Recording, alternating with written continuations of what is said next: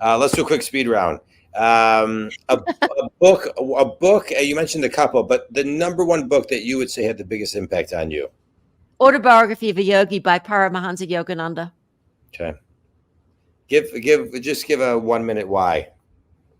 Well, it was the first time I'd been living in Asia. I was running Bob Proctor's business from there. I was very, very successful. I even had new hit records in different languages and being asked to share the stage with all these people from all over the world.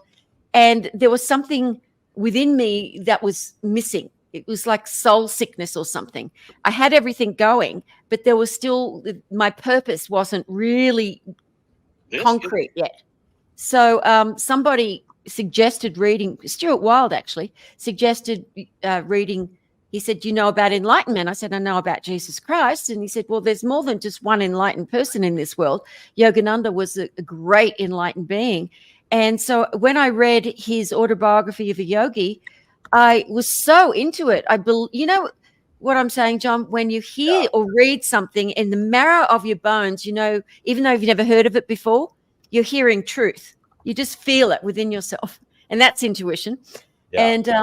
And he's talking about his whole journey, his whole life and enlightenment, and about Babaji and all these different, I didn't know about any of these beings. I'd only been brought up with Jesus Christ, and how he traveled the world looking for other enlightened ones. And it was just so fascinating to me. I just read every spiritual book I could after that, because that was my new thing that gave me inner fulfillment, because I was doing all these things and I wasn't feeling the inner fulfillment anymore. Yeah. And I think sometimes we need to stretch ourselves, do something that's a little scary, because if we're doing something and we can just do it easily and effortlessly, even though to the rest of the world it looks like it's impossible what you're doing, well, you've got to do something a little scary. You've got to get out of your comfort zone, because otherwise you're not growing, you're not on purpose, and you won't feel, because success is fulfillment.